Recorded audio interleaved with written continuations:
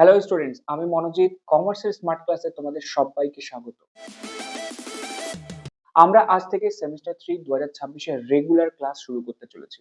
আর আজ আমরা যে সাবজেক্ট নিয়ে পড়াশোনা করব সেটি হচ্ছে অ্যাকাউন্টস। অর্থাৎ অ্যাকাউন্টস এর প্রথম রেগুলার ক্লাস আজ আমরা করতে চলেছি। অ্যাকাউন্টস এর মধ্যে আমাদের যে সিলেবাস রয়েছে সেখানে তিনটে চ্যাপ্টার রয়েছে। প্রথম চ্যাপ্টারটি পার্টনারশিপ অ্যাকাউন্টিং, অর্থাৎ পার্টনারশিপ ফার্মের অ্যাকাউন্টস করা শিখবো। দ্বিতীয় কোম্পানি অ্যাকাউন্টস আর থার্ড ফাইন্যান্সিয়াল স্টেটমেন্ট অ্যানালিসিস। এবং এই টোটাল তিনটে চ্যাপ্টার নিয়ে আমাদের পুরো সেমিস্টার 3 অ্যাকাউন্টস এর সিলেবাস। এবং তার মধ্যে প্রথম যে চ্যাপ্টারটা সেটা হচ্ছে অ্যাকাউন্টিং ফর পার্টনারশিপ ফার্ম 1। কেন 1?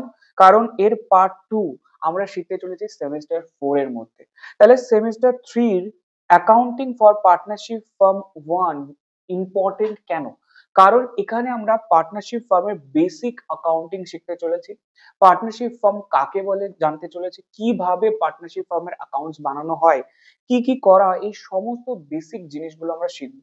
এবং তারপর আমাদের ফার্দার আরো 3-4টে চ্যাপ্টার থাকবে সেমিস্টার 4 এর মধ্যে পার্টনারশিপ অ্যাকাউন্টিং থেকে। তাই সেমিস্টার 4 এ যাতে আমরা অঙ্কগুলো করতে পারি তার জন্য সেমিস্টার 3 এর এই চ্যাপ্টারটি বিশেষ ইম্পর্টেন্ট। এবং এই চ্যাপ্টার থেকে সেমিস্টার 3 তেও টোটাল 15 মার্কস আসতে চলেছে। তাই সেমিস্টার 3 এর জন্য এই চ্যাপ্টারটি ওয়ান অফ ইম্পর্টেন্ট, কারণ 15 মার্কস শুধুমাত্র পার্টনারশিপ অ্যাকাউন্টিং থেকে আসতে চলেছে। এবার আমাদের সেমিস্টার 3 পার্টনারশিপ অ্যাকাউন্টিং দুটো ইউনিটে বিভক্ত। একটা ইন্ট্রোডাকশন আর একটা হচ্ছে গুডউইলের ট্রিটমেন্ট, অর্থাৎ গুডউইল অফ পার্টনারশিপ ফার্ম। আমরা প্রথম যে ইউনিটটি পার্টনারশিপ ফার্মের অ্যাকাউন্টিং এর ইন্ট্রোডাকশন বা বেসিক, সেই চ্যাপ্টারটি আজ করতে চলেছি।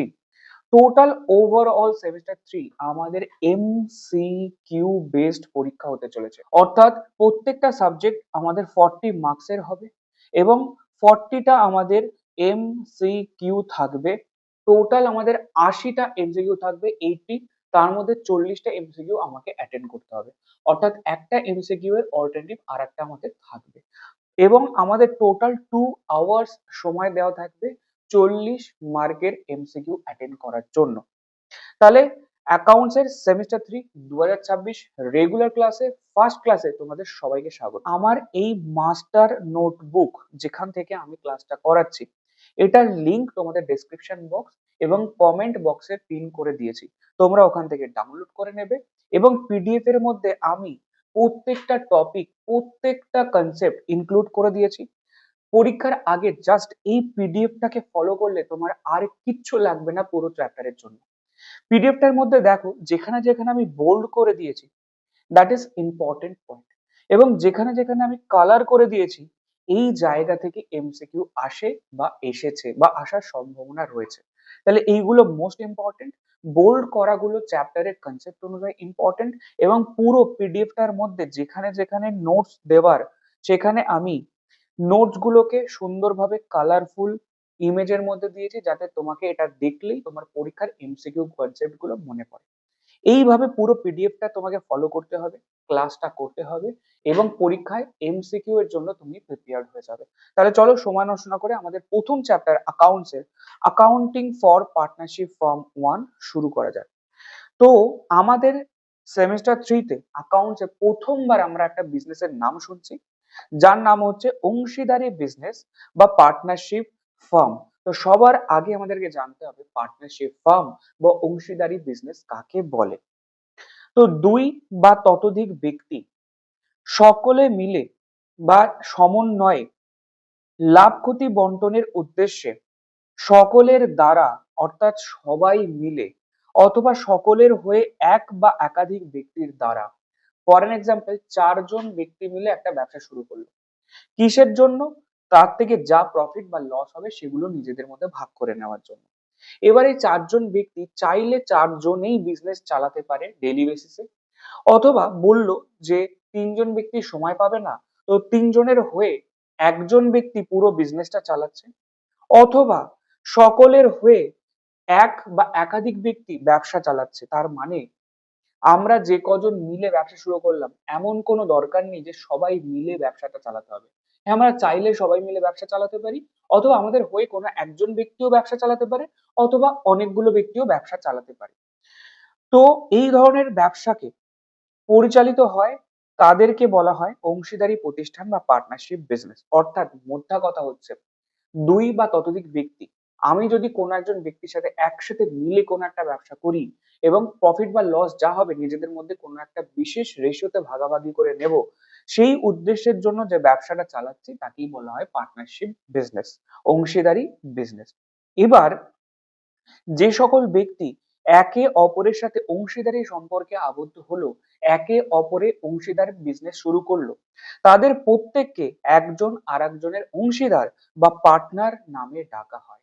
অর্থাৎ মিস্টার এ মিস্টার বি এর সাথে বিজনেস শুরু করলো, তাহলে মিস্টার এ মিস্টার বি এর পার্টনার, আর মিস্টার বি মিস্টার এ এর পার্টনার বা অংশীদার। এবং প্রত্যেকটা অংশীদার বা প্রত্যেকটা পার্টনার এই বিজনেসের যৌথ মালিক বা জয়েন্ট ওনার হিসেবে ধরা হবে। অর্থাৎ প্রত্যেকেই বিজনেসের মালিক এবং সকলে মিলে এই বিজনেস চালাচ্ছে। নেক্সট, এই যে অংশীদারি বিজনেস কাকে বলে এটা আমরা জানলাম। সেই অংশীদারি বিজনেসের কিছু ফিচার্স বা কিছু আমরা বৈশিষ্ট্য পড়বো। সবার প্রথম সদস্য সংখ্যা, যেটা ইম্পর্টেন্ট এবং এমসিকিউ আসেই আসে। তো এই জায়গাটা আমাদের ভেরি ভেরি ইম্পর্টেন্ট, এখান থেকে এমসিকিউ আসার চান্সেস 100%। সবার আগে বলছে সদস্য সংখ্যা বা নাম্বার অফ মেম্বার, অর্থাৎ কজন ব্যক্তি মিলে আমরা পার্টনারশিপ বিজনেস শুরু করতে পারি, ম্যাক্সিমাম কতজন পার্টনার আমার বিজনেসে থাকতে পারে। তো অংশীদারি প্রতিষ্ঠানে ন্যূনতম অর্থাৎ মিনিমাম দুজন লোক লাগবে এই ব্যবসাটা শুরু করতে গেলে। সর্বোচ্চ বা ম্যাক্সিমাম 50 জন পার্টনার থাকতে পারে পার্টনারশিপ বিজনেসে। এবার কোম্পানি আইন সরকারকে পারমিশন দিয়েছে, অ্যালাউ করে, অধিকার দিয়েছে যে সরকার কখনো ভবিষ্যতে চাইলে এই 50 জনকে বাড়িয়ে 100 জন অবধি নিয়ে যেতে, রাইট? তাহলে আমি যদি বলি এমসিকিউ তে যে পার্টনারশিপ বিজনেসের ন্যূনতম মিনিমাম পার্টনার কজন দরকার, দুই। ম্যাক্সিমাম কতজন দরকার, সর্বোচ্চ কতজন হতে পারে, সেটা হচ্ছে 50 জন। This is the right answer.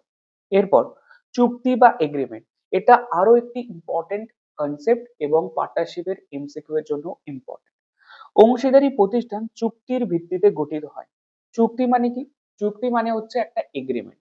আমি কি কাজ করব, তুমি কি কাজ করবে, আমরা কত প্রফিট নেব, তুমি কত প্রফিট নেবে, অর্থাৎ নিজেদের মধ্যে যে সমঝোতাটা হয়, নিজেদের মধ্যে আলোচনার মধ্যে যে জিনিসটা ঠিক হয়, সেই জিনিসটাকে আমরা বলে থাকি চুক্তি। ফর এন এক্সাম্পল, আমি আমার বাইকটা 40,000 টাকায় তোমাকে বিক্রি করবো বললাম, তুমি বললে হ্যাঁ আমি 40,000 টাকায় কালকে তোমার কাছ থেকে বাইকটা কিনবো। এই যে আমাদের মধ্যে একটা ডিল হলো, এই যে আমাদের মধ্যে একটা স্থির হলো যে কি করতে চলেছি, এই জিনিসটাকে বলা হয় চুক্তি বা এগ্রিমেন্ট।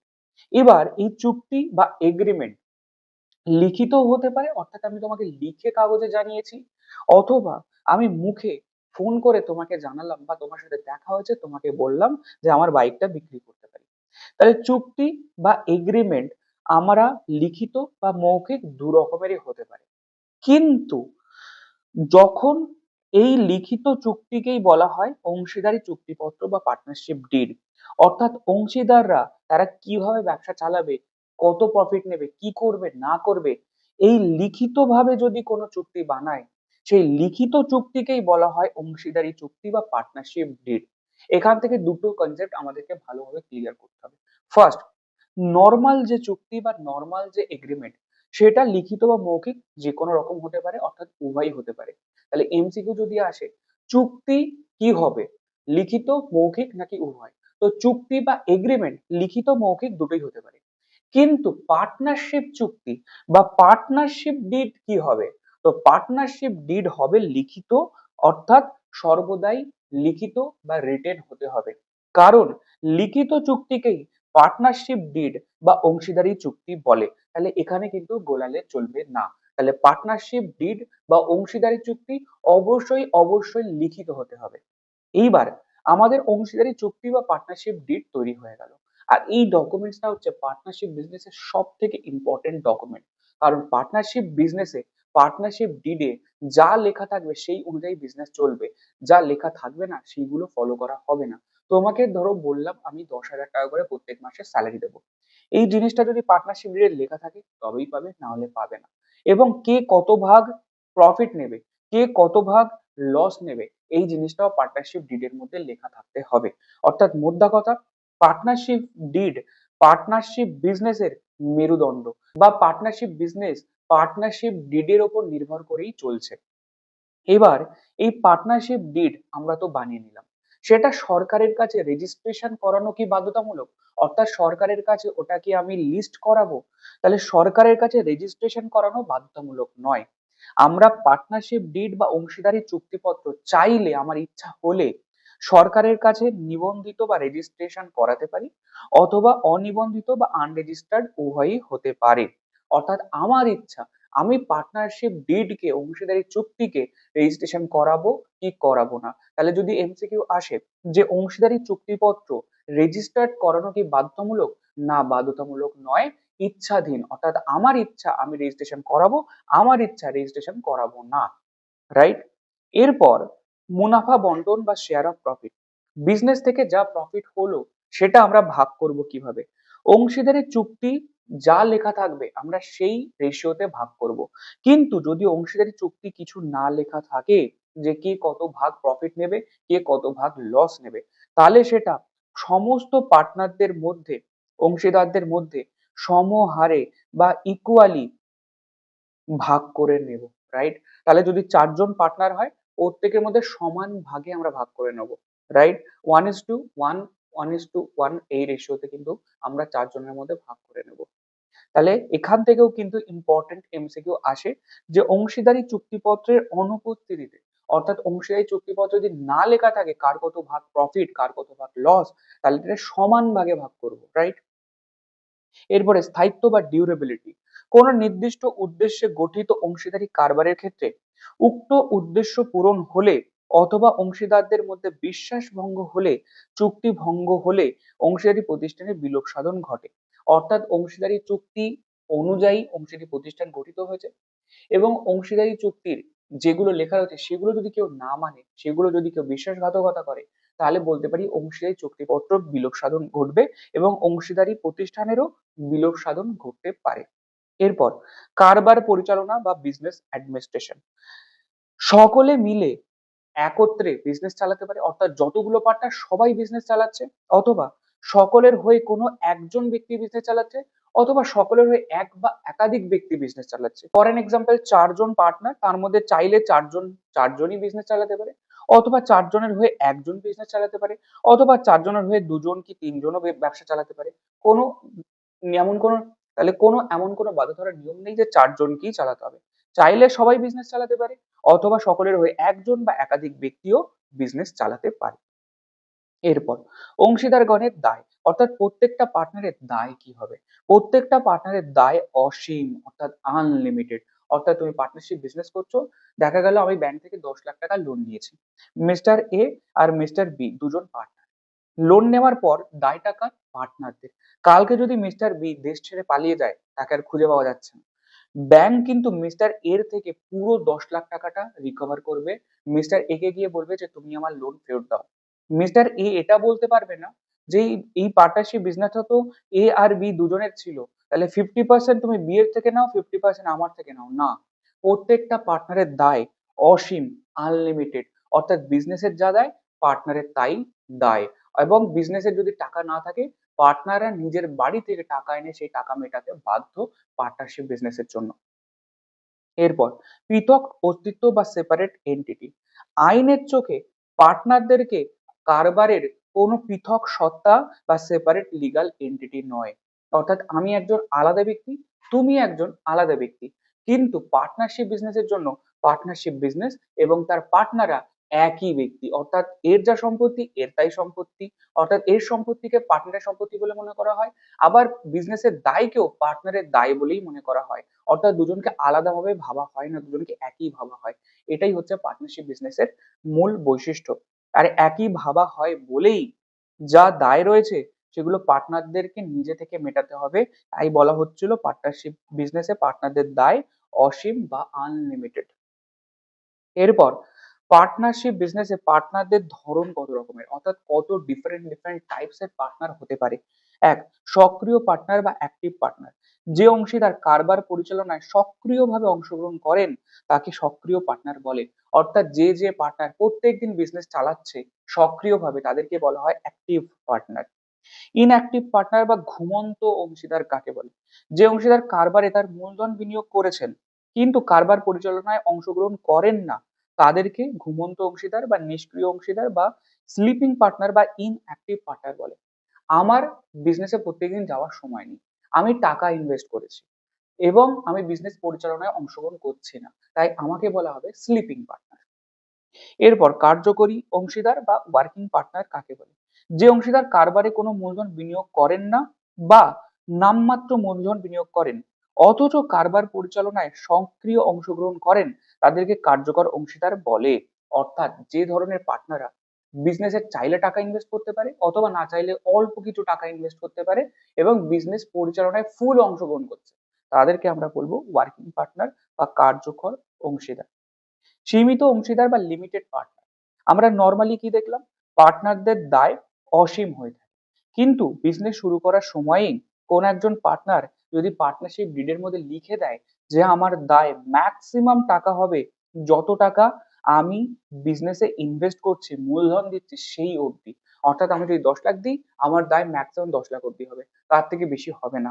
অর্থাৎ পার্টনারদের দায় লিমিটেড হয়ে গেল, সেই ধরনের পার্টনারকে বলি লিমিটেড পার্টনার। নামিক অংশীদার বা নমিনাল পার্টনার কাকে বলে? কারবারের বাইরের কোনো ব্যক্তি যিনি কোনো মূলধন বিনিয়োগ করেন না বা নামমাত্র মূলধন বিনিয়োগ করেন এবং কারবার পরিচালনায় বা লাভ লোকসানে অংশগ্রহণ করেন না তাকে নামিক অংশীদার বলে। তার মানে কি? নামে মাত্র অংশীদার। আমি বিজনেসের একজন বাইরের লোক এবং আমি কি করেছি? বিজনেসে চাইলে কোনো টাকা দিতেও পারি অথবা খুব অল্প পরিমাণে টাকা ইনভেস্ট করতে পারি এবং কারবার কিভাবে চলছে, কারবারে কত লাভ লোকসান হচ্ছে সেসবে অংশগ্রহণ আমি করছি না, অর্থাৎ শুধু আমার নামটা বিজনেসে পার্টনার হিসেবে লিখে রেখেছি, তাকে আমরা বলবো নামিক অংশীদার বা নমিনাল পার্টনার। নাবালক অংশীদার বা মাইনর পার্টনার কাকে বলে? যে ব্যক্তি তার বয়স এখনো 18 বছর হয়নি অথচ তাকে আমি বিজনেসের পার্টনার বানিয়ে রেখেছি তাদেরকে বলা হবে নাবালক অংশীদার বা মাইনর পার্টনার। উপ অংশীদার বা সাব পার্টনার কাকে বলে? যিনি প্রতিষ্ঠানের প্রকৃত কোনো অংশীদার নন, অর্থাৎ উনি বাস্তবে বিজনেসে কোনো পার্টনার নয় অথচ ব্যক্তিগত ক্ষমতায় ওনার নিজের কোনো দক্ষতা রয়েছে, নিজের কোনো ক্ষমতা রয়েছে, পাওয়ার রয়েছে, তার বেসিসে কারবারকে তিনি সাহায্য করে থাকেন এবং প্রতিষ্ঠানের লাভ বা লোকসান যাই হোক না কেন তা তিনি ভোগ করেন, তাকে উপ অংশীদার বলে। তাহলে আমি বাস্তবে কোনো একটা বিজনেসের পার্টনার নই কিন্তু আমার প্রচুর চেনা জানা রয়েছে, প্রচুর পাওয়ার রয়েছে, আমি ওর বিজনেসটাকে হেল্প করছি বা কোনো সাহায্য করছি এবং তার বিনিময়ে তার থেকে যা প্রফিট হচ্ছে লস হচ্ছে আমি নিচ্ছি, তাহলে আমি বাস্তবে পার্টনার নই তবু বিজনেসে প্রফিট লস নিচ্ছি এবং বিজনেসকে হেল্প করছি, তাকে আমি বলবো উপ অংশীদার বা সাব পার্টনার। আধা অংশীদার বা আপাত অংশীদার বা কোয়াসি পার্টনার কাকে বলে? কোনো একজন ব্যক্তি আগে পার্টনার ছিল এবং কোনো একদিন সে ব্যবসা ছেড়ে চলে যাচ্ছে, যেদিন ব্যবসা ছেড়ে চলে যাচ্ছে সেই দিন ও বিজনেস থেকে যত টাকা পাবে চলে যাওয়ার সময় সেই টাকাটা সে নিয়ে যাচ্ছে না, বলছে আমি বিজনেসেই আবার ইনভেস্ট করে দিচ্ছি অ্যাজ এ লোন। অর্থাৎ আমি মিস্টার এ বিজনেসে পার্টনার ছিলাম, বিজনেস থেকে 10 লাখ টাকা পাবো, ছেড়ে চলে যাচ্ছি এবং কিন্তু আমি টাকাটা নিচ্ছি না, আমি বললাম টাকাটা বিজনেসে রেখে দাও কিন্তু লোন হিসেবে রেখে দাও, পরবর্তীকালে আমাকে ইন্টারেস্ট দিতে থাকবে। তাহলে এই ধরনের পার্টনারকে বলবো আপাত অংশীদার বা কোয়াসি পার্টনার, রাইট? গুপ্ত অংশীদার বা সিক্রেট পার্টনার, যখন কোনো অংশীদার বাইরের ব্যক্তির কাছে নিজেকে ওই প্রতিষ্ঠানের অংশীদার হিসেবে পরিচয় দেন না তাকে গুপ্ত অংশীদার বলে। আমি কোনো একটা বিজনেসের পার্টনার কিন্তু আমি কাউকে জানাচ্ছি না, কেউ জানতেই পারছে না যে আদেও আমি ওই বিজনেসের পার্টনার, সেই ধরনের পার্টনারকে বলা হয় গুপ্ত অংশীদার বা সিক্রেট পার্টনার। এরপর আচরণের দ্বারা অংশীদার বা পার্টনার বাই স্টোপেল, অর্থাৎ মিস্টার এ আর মিস্টার বি দুজন পার্টনার কোন একটা বিজনেসে। মিস্টার সি ওদের ফ্রেন্ড, কোন একটা মিটিং এ গেছে সবাই মিলে তিনজন, মিস্টার সি এর হয়তো কোনো একটা নলেজ রয়েছে তাই ওকে নিয়ে যাওয়া হয়েছে মিটিং এর মধ্যে। এবার মিটিং যার সাথে হচ্ছে সে যা জিজ্ঞাসা করছে সি উত্তর দিচ্ছে, সে যা বলছে সি বলছে এবং সেখানে এ আর বি কোনো আপত্তিও করছে না। তার মানে যার সাথে মিটিং হচ্ছে সে কি ভাবছে যে মিস্টার সি হচ্ছে এই বিজনেসের মালিক, মিস্টার সি হচ্ছে এই বিজনেসের পার্টনার, তাই কিন্তু বাস্তবে সে অ্যাকচুয়ালি কোনো পার্টনার নয় কিন্তু ওর আচরণের মাধ্যমে বাকিদের আচরণের মাধ্যমে এটা বোঝা যাচ্ছে যে ও পার্টনারের মতো ব্যবহার করছে এবং যার সাথে করছে সে জানতে পারছে যে ওই পার্টনার, রাইট? তাহলে এই ধরনের ব্যক্তিকে আমরা বলে থাকি আচরণের দ্বারা অংশীদার বা পার্টনার বাই স্টোপেল। এরপর মুনাফায় অংশীদার বা প্রফিট পার্টনার, অর্থাৎ যে অংশীদার বিজনেসের লস হয়ে গেলে লসের টাকা 1 টাকাও নেবে না, শুধুমাত্র প্রফিট হলে প্রফিটই নেবে, তাদেরকে বলা হয় মুনাফার অংশীদার বা প্রফিট পার্টনার, রাইট? এরপরে অংশীদারি চুক্তিপত্রের অনুপস্থিতিতে কি কি হবে? আমরা নর্মালি জানি যে বিজনেসটা পার্টনারশিপ ডিড অনুযায়ী চলছে, পার্টনারশিপ ডিড, এবং পার্টনারশিপ ডিড এই ডকুমেন্টসে যা লেখা থাকবে, যেভাবে লেখা থাকবে সেই অনুযায়ী পুরো পার্টনারশিপ বিজনেসটা চলবে।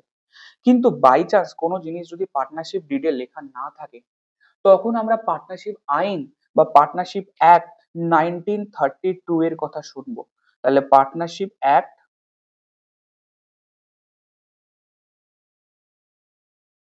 1932 এই আইনের কথা শুনবো। তো আইন বলছে যদি অংশীদারি চুক্তিপত্রে কোনো কিছু লেখা না থাকে বা কোনো কিছু লিখতে ভুলে গিয়ে থাকলে সেই বিষয়ে কোনো মীমাংসা করার জন্য তোমরা পার্টনারশিপ আইন 1932 এর কথা শুনবে। এবং পার্টনারশিপ অ্যাক্ট 1932 তে দুটো জিনিস লেখা আছে। এক, যদি কোনো লাভ ক্ষতি হয় এবং সেখানে লাভ বা ক্ষতিটা কি ভাগে লোকের মধ্যে ভাগ করব, পার্টনারদের মধ্যে ভাগ করব, সেটা যদি লেখা না থাকে তাহলে সমহারে বা সমান ভাগে ভাগ করে দাও। অর্থাৎ যদি লেখা থাকে যে তুমি 10% নেবে, আমি 90% নেবো, তাহলে ওই রেশিওতে হবে। কিন্তু কোনো কিছু লেখা নেই পার্টনারশিপ ডিডে, তখন বলছে তোমরা সবার মধ্যে ঝামেলা করো না, সমান ভাগে ভাগ করে নাও। এরপরে দ্বিতীয়, ঋণের ওপর সুদ, অর্থাৎ কোনো পার্টনার বা কোনো একজন ব্যক্তি, বাইরের কোনো ব্যক্তি বিজনেসকে লোন দিয়েছে, কি দিয়েছে?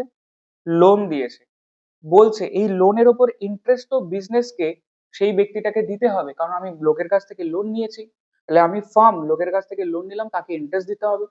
কিন্তু আমি পার্টনারশিপ ডিডের মধ্যে কত পার্সেন্ট ইন্টারেস্ট দেবো লিখতে ভুলে গেছি বা লিখিনি। সেই ক্ষেত্রে বলছে যে লোকটা লোন দিয়েছে তাকে ঠকানো যাবে না, তাকে মিনিমাম 6% পার অ্যানাম হারে, অর্থাৎ সারা বছরে 6% রেটে তোমাকে ইন্টারেস্ট দিতেই হবে, অর্থাৎ বার্ষিক 6% বা 6% পার অ্যানাম রেটে ইন্টারেস্ট দিতেই হবে। কিন্তু বাকি আর কোনো কিছু যদি লেখা না থাকে তাহলে সেগুলো দেবার দরকার নেই। ফর এন এক্সাম্পল, যখন আমি ব্যবসা শুরু করলাম, মিস্টার এ কে বলেছিলাম স্যালারি দেবো, মিস্টার বি কে বলেছিলাম কমিশন দেবো, এইগুলো যদি ডিডের মধ্যে লেখা থাকে তবেই পাবে। ডিডের মধ্যে যদি লেখা না থাকে বা লিখতে যদি ভুলে গিয়ে থাকি, তাহলে পরবর্তীকালে ওদেরকে ওসব কিচ্ছু দেবো না, স্যালারি দেবো না, কমিশন দেবো না, কিচ্ছু দেবো না। শুধু দুটো জিনিস দেবো, কি কি? লাভ হোক বা লস হোক সমান ভাগে ভাগ করে দেবো যদি ডিডে লেখা না থাকে, অথবা অন্য কোনো ব্যক্তি যদি লোন দিয়ে থাকে সেই লোনের উপর সে ইন্টারেস্ট 6% পাবেই পাবে, যদি লেখা না থাকে, যদি ভুলে গিয়ে থাকি। চলো, এরপরে আমাদের এই চ্যাপ্টারের ওয়ান অফ ইম্পর্টেন্ট কনসেপ্ট, সেটা হচ্ছে লাভ ক্ষতির হিসাব বা profit and loss account and profit and loss appropriation account. দেখো নামের মধ্যেই উত্তর। লাভ ক্ষতির হিসাব অলরেডি আমার ক্লাস 11 এ শেখা, আমরা সেমিস্টার 1 এবং 2 এর মধ্যে শিখেছি। সেখানে কি করেছি?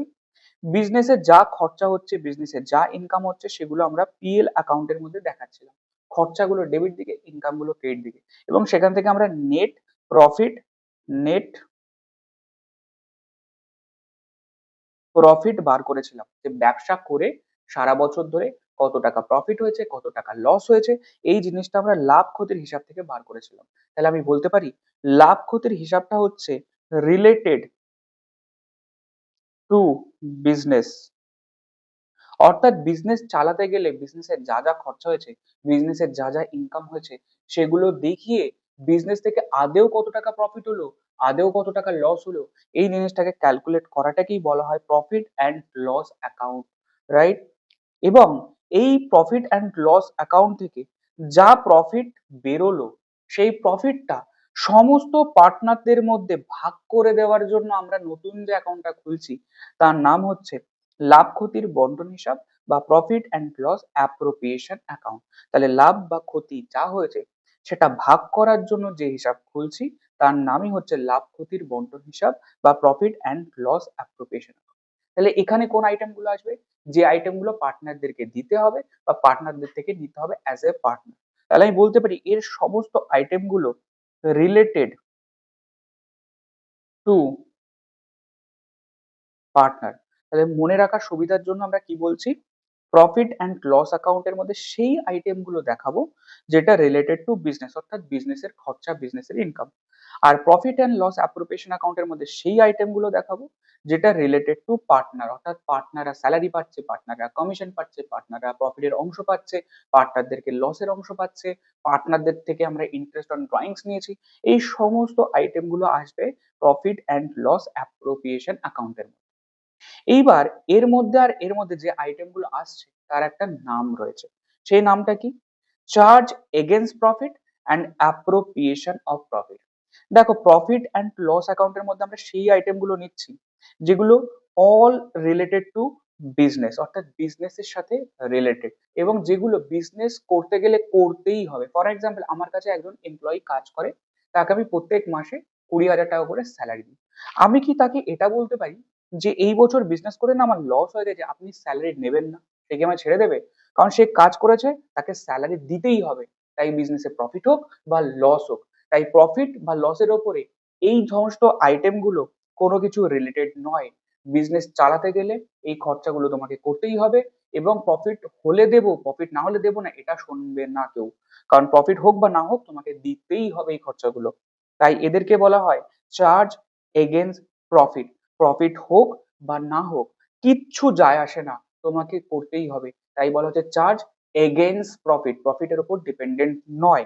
এরপর অ্যাপ্রোপ্রিয়েশন অফ প্রফিট, নামের মধ্যেই উত্তর। প্রফিট হয়েছে তবে সেই প্রফিটটা ভাগ করতে পারবো, তাদেরকে বলা হয় অ্যাপ্রোপ্রিয়েশন অফ প্রফিট। তাহলে চার্জ এগেইনস্ট প্রফিট ম্যান্ডেটারি, প্রফিটের উপর ডিপেন্ডেন্ট নয়, করতেই হবে, রিলেটেড টু বিজনেস, এবং সবই আসে পিএল অ্যাকাউন্টের মধ্যে। Appropriation of profit depends on the profit, profit হলে তবেই করব, প্রফিট না হলে করব না। রিলেটেড টু পার্টনার, এবং এগুলো আসে প্রফিট অ্যান্ড লস অ্যাপ্রোপ্রিয়েশন অ্যাকাউন্টের মধ্যে। এবার আমরা পিএল অ্যাকাউন্ট বা চার্জ এগেইনস্ট প্রফিট যে আইটেম গুলো আসে প্রফিট অ্যান্ড লস অ্যাকাউন্টের মধ্যে, এটা অলরেডি আমরা ক্লাস 11 এ শিখেছি, এবং নেট প্রফিট বার করাও আমরা শিখেছি। এইবার আমরা সেমিস্টার 3 তে কি শিখতে চলেছি, এই নেট প্রফিটটা সমস্ত পার্টনারদের মধ্যে কিভাবে ভাগ করে দেবো, এ বি সি, বা যতগুলো পার্টনার থাকবে তাদের মধ্যে কিভাবে ভাগ করে দেবো, তার জন্য নতুন account profit and loss appropriation account. এই অ্যাকাউন্টটা কেমন দেখতে হবে? Profit and loss appropriation account. এই অ্যাকাউন্টে প্রথমে আসবে কত টাকা প্রফিট বেরিয়েছিল সেটা পিএল অ্যাকাউন্ট থেকে, অর্থাৎ by profit and loss account বলে যত টাকা বিজনেস থেকে প্রফিট হয়েছে সেই প্রফিটটাকে লিখলাম, এবং সেই প্রফিটের মধ্যে কোন পার্টনার ইন্টারেস্ট পাচ্ছে, ইন্টারেস্টের টাকা দেখালাম, কোন পার্টনার স্যালারি পাচ্ছে, স্যালারি দেখালাম, কোন পার্টনার কমিশন পাচ্ছে, কমিশন দেখালাম। অর্থাৎ এই প্রফিট থেকে যে যা পাবে তাদেরকে সবকিছু দিতে হবে, এবং দেবার পরেও যদি অতিরিক্ত এক্সট্রা এখনো কিছু টাকা পড়ে থাকে প্রফিটের, সেটা জাস্ট সমস্ত পার্টনারদের মধ্যে আইদার পিএসআর, অর্থাৎ প্রফিট শেয়ারিং রেশিও, যেটা পার্টনারশিপ ডিডের মধ্যে লেখা রয়েছে সেই অনুপাতে ভাগ করব। আর যদি পিএসআর পার্টনারশিপ ডিডে লিখতে ভুলে যাই বা লেখা না থাকে, তাহলে একটু আগে বললাম as per partnership act 1932 equally সবার মধ্যে সমান ভাগে এই প্রফিটটাকে আমরা ভাগ করে দেব। এবং এই যে কাজটা করলাম এটাকেই বলা হয় profit and loss appropriation account, অর্থাৎ প্রফিটটাকে সকলের মধ্যে ভাগ করে দাও, এটাই হচ্ছে profit and loss appropriation account. শর্টকাটে আমরা যদি বুঝি, profit and loss appropriation account, credit দিকে শুধুমাত্র বিজনেস থেকে যা প্রফিট বেরিয়েছে প্রফিটটাকে দেখালাম, সেই প্রফিট থেকে যে ইন্টারেস্ট পাচ্ছে ইন্টারেস্ট দিলাম, যে স্যালারি পাচ্ছে স্যালারি দিলাম, যে কমিশন পাচ্ছে কমিশন দিলাম, রিজার্ভে যদি টাকা পাঠাই রিজার্ভের মধ্যে টাকা পাঠালাম, এবং একটা জিনিস যেটা আমরা পার্টনারদের থেকে নিই, তাহলে এই সমস্ত জিনিসগুলো ফার্ম পার্টনারকে দিচ্ছে, কিন্তু একটা জিনিস পার্টনার ফার্মকে দেবে, সেটা হচ্ছে ইন্টারেস্ট অন ড্রয়িংস। অর্থাৎ পার্টনাররা বিজনেস থেকে যদি কোনো টাকা তুলে নিয়ে যায়, ড্রয়িংস করে নিয়ে যায়, তার জন্য ইন্টারেস্ট দিতে হবে ফার্মকে, কারণ সেই প্রফিটের টাকাটা এখনো পার্টনারদের মধ্যে ভাগ হয়নি, ভাগ না হওয়ার আগেই সে বিজনেস থেকে টাকা তুলে নিয়ে গেছে। তাহলে কোনো একজন পার্টনার, ধরে নাও পার্টনার এ পার্টনার বি, দুজন পার্টনার আছে, বিজনেসে বছরের মাঝখানে দেখা যাচ্ছে 50,000 টাকা প্রফিট হয়েছে। এবার পার্টনার এর টাকার দরকার, ও বিজনেস থেকে গেছে, ক্যাশ থেকে টাকা নিয়ে চলে এসছে 50,000। মিস্টার কি বলবে? মিস্টার বি বলবে ওই 50,000 মধ্যে তো আমারও টাকা রয়েছে, তাহলে তুমি যদি একা নিয়ে যাও তাহলে তো আমার লস হয়ে যাচ্ছে, কারণ ওই টাকাটা আমি যদি ব্যাংকে রাখতাম তাহলে আমি ইন্টারেস্ট পেতাম। তখন মিস্টার এ বলছে ঠিক আছে চলো, আমার এখন দরকার, আমি টাকাটা নিয়ে এসেছি, তুমি এক কাজ করো, তুমি যে ইন্টারেস্টের টাকাটা পেতে আমি তোমাকে ইন্টারেস্টটা দিয়ে দিচ্ছি, রাইট? তাই কোনো পার্টনার যদি প্রফিটের টাকা ড্রয়িং করে বাড়ি নিয়ে চলে যায় তাহলে তার জন্য ফার্মকে ইন্টারেস্ট দেবে। তাই বাই ইন্টারেস্ট অন ড্রয়িংস বলে আমরা এই টাকাটাকে দেখাবো পিএল অ্যাপ্রোপ্রিয়েশন অ্যাকাউন্টের মধ্যে। তাহলে পিএল অ্যাপ্রোপ্রিয়েশন অ্যাকাউন্টের মধ্যে নেট প্রফিট এলো, ইন্টারেস্ট অন ড্রয়িংস এলো, এবং সেখান থেকে স্যালারি নিল, কমিশন নিল, রিজার্ভে গেল, এবং অতিরিক্ত টাকাটা সমস্ত পার্টনারদের মধ্যে আইদার পিএসআর অথবা ইকুয়ালি আমরা ভাগ করে দিলাম। এই কাজটাকে আমরা বলে থাকি profit and loss appropriation account, right? এই পর্যন্ত আমাদের আজকের চ্যাপ্টারে এই কনসেপ্ট গুলো থাকবে। অনেকগুলো চ্যাপ্টার পর পর নতুন নতুন আমরা অনেকগুলো কনসেপ্ট আমরা পর পর আজকের ক্লাসের মধ্যে শিখলাম। তোমরা এই ক্লাসটাকে আবার রিভিশন করো, এই পিডিএফটাকে ডাউনলোড করো এবং ভালোভাবে কনসেপ্ট গুলোকে রিভিশন করো। কোনো ডাউট থাকলে হোয়াটসঅ্যাপ বা টেলিগ্রাম বা ইউটিউবের কমেন্ট সেকশনে ডাইরেক্টলি আমাকে জিজ্ঞাসা করতে পারো, আমি তোমাদেরকে সেই ডাউটটা সলভ করে দেবো। এবং ডেলি বেসিসে এই কনসেপ্টের বেসিসে আমি এমসিকিউ আপলোড করছি, সেগুলোতে তোমরা পার্টিসিপেট করো। এবং all the questions are very important for the আমাদের সেমিস্টার 3 বোর্ডের এক্সামিনেশনের জন্য। আমরা নেক্সট ক্লাসের মধ্যে এই প্রফিট অ্যান্ড লস অ্যাপ্রোপ্রিয়েশন অ্যাকাউন্টের সামস করতে চলেছি, অর্থাৎ হাতে কলমে অঙ্ক করব, এবং এই টপিকের সমস্ত কনসেপ্ট আমাদের কনসেপ্ট ক্লিয়ার হয়ে যাবে। এবং এরপরে এই চ্যাপ্টারের ফার্দার যা টপিক রয়েছে সেগুলো আমরা করব নেক্সট ক্লাসের মধ্যে। তাহলে আমাদের 2026-এর রেগুলার ক্লাসের মধ্যে প্রথম ক্লাস আজ কমপ্লিট হলো, আর তোমাদের সাথে দেখা হবে পরবর্তী ক্লাসে। তো থ্যাংক ইউ সো মাচ।